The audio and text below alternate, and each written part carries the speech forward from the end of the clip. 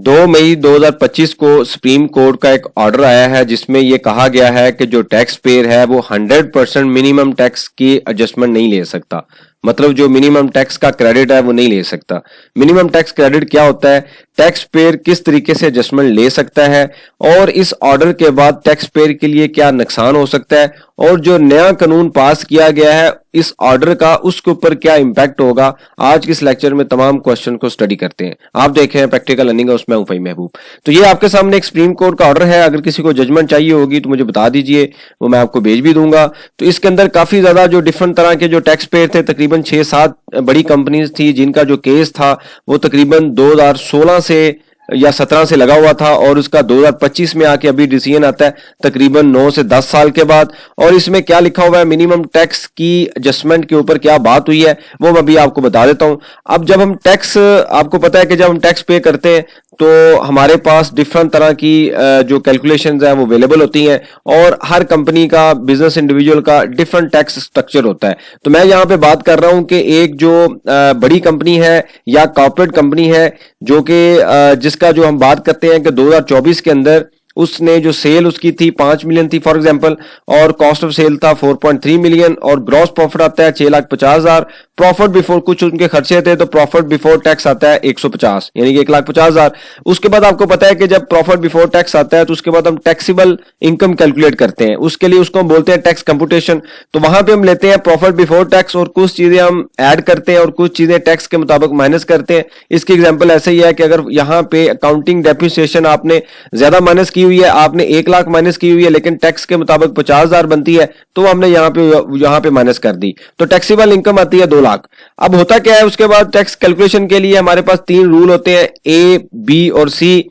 तो यहाँ पे नॉर्मल जो टैक्स है, जो स्टूडेंट प्रॉपर क्लासेस लेते हैं, बड़ी डिटेल में हमने इसकी कंप्यूटेशन की हुई है।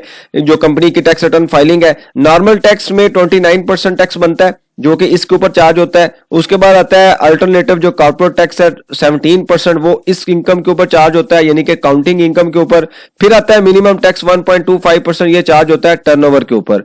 इसके बाद जो इन तीनों का, अब इन तीनों में से जो मैक्सिमम होता है वो टैक्स हमने पे करना होता है। तो यहाँ पे मैक्सिमम कितना आ रहा है, मिनिमम टैक्स, मतलब ये 58,000 है, ये 25,000 है, ये 62,000 है, तो ये टैक्स हमने पे करना होता है। ये तो था लॉ, जो एज पर लॉ के मुताबिक हमने पे करना है। लेकिन यहां पे हमें एक बेनिफिट दिया जाता था सेक्शन 113 के मुताबिक। वो क्या था कि जिस साल में आपका मिनिमम टैक्स ज्यादा है, यानी कि ये वाला टैक्स ज्यादा है और नॉर्मल टैक्स कम है, तो यहां पे आप देखें तो नॉर्मल टैक्स बनता है 58,000, मिनिमम टैक्स बनता है 62,500।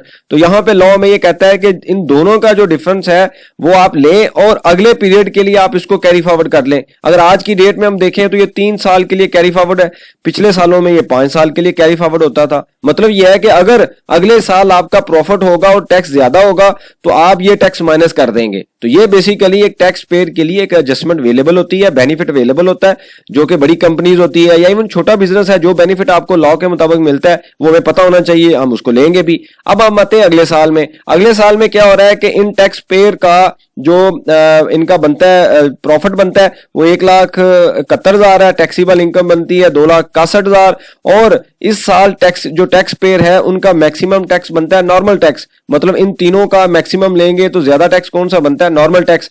अब इस टैक्स पेयर के पास राइट है एज पर लॉ कि ये जो पिछला क्रेडिट है वो माइनस करे, यानी कि यहां से माइनस करे और रिमेनिंग पे कर दे। मतलब इन्होंने 75,690 पे नहीं करना, जो पिछला क्रेडिट है वो माइनस करना है।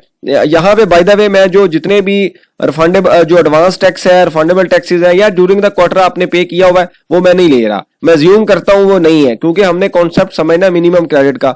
अब यहां पे लॉ जो जजमेंट आई है ये ग्रे एरिया था, एक जो 113 सेक्शन है उसके मुताबिक। तो अगर हम नॉर्मली देखें तो टैक्स पेयर का एक राइट है, जो आपने कह दिया है वो जजमेंट ले। अब जजमेंट क्या आई है सुप्रीम कोर्ट का की जो जजमेंट आई है वो ये है कि आपके पास अगर मिनिमम टैक्स क्रेडिट भी अवेलेबल है और आप नॉर्मल टैक्स में आ गए हैं तो आप उतनी एडजस्टमेंट ले सकते हैं कि एडजस्टमेंट लेने के बाद आपका जो टैक्स है वो मिनिमम टैक्स से नीचे ना हो। अब यहां पे एडजस्टमेंट लेने के बाद टैक्स कितना गवर्नमेंट को जा रहा है 7,190 और मिनिमम टैक्स कितना है तकरीबन 75,000। अगर आप इनका डिफरेंस लें तो नॉर्मल टैक्स का और मिनिमम टैक्स का जो डिफरेंस है वो 690 बनता है। अब लॉ एक अब जो जजमेंट आई है वो ये है कि यहां पे आप 4500 एडजस्ट नहीं कर सकते, आप 690 माइनस कर सकते हैं ताकि ये जो टैक्स है ये 75,000 से नीचे ना जाए। मतलब ये है कि ये कैप है, मिनिमम टैक्स आपने पे करना ही है। इससे पहले क्या हो रहा था कि चूंकि इस टैक्स की एक लाइफ होती है, अगर आप इसको एडजस्ट नहीं करते तो ये एक्सपायर हो जाता है, मतलब हमें कोई एडजस्टमेंट ही नहीं मिलेगी। जब उसकी एक लाइफ है कि 3 साल के अंदर अंदर एडजस्ट करना है, उसके बाद लॉ हमें एडजस्ट ही नहीं करने देगा। अब एक ग्रे पीरियड था तो जो टैक्स पेयर थे वो सारे का सारा एडजस्ट करते थे और जितना टैक्स बैलेंस होता था वो पे करते थे। अब 2015 से लेके अब तक सारी एडजस्टमेंट, इससे पहले भी एडजस्टमेंट हो रही थी।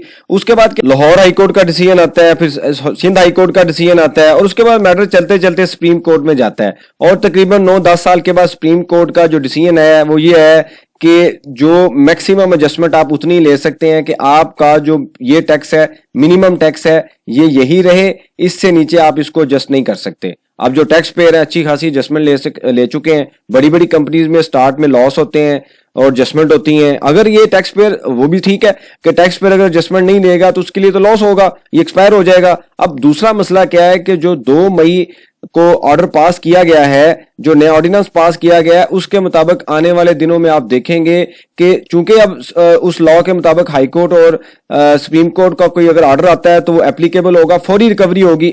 आने वाले दिनों में आप देखेंगे कि नेक्स्ट वीक में जो है वो रिकवरी स्टार्ट हो जाएगी, क्योंकि जो ऑर्डिनेंस पास हुआ है उसके मुताबिक तो इमीडिएट रिकवरी है। जो ऑफिसर है चाहे वो नोटिस भेज भी दे या ना भेजे, वो फौरी तौर पर रिकवरी कर सकता है। अगर आप पैसे नहीं देंगे, बैंक अकाउंट अटैच होगा, इमूवेबल प्रॉपर्टी अटैच हो जाएगी या प्रीमिसेस सील होंगे। इससे रेलिवेंट अगर आपके पास कोई सजेशन हो, क्वेश्चन हो, आप मेंशन कीजिए, इसके ऊपर हम डिस्कशन करेंगे ताकि जो लर्निंग का प्रोसेस है कंटिन्यू रहे।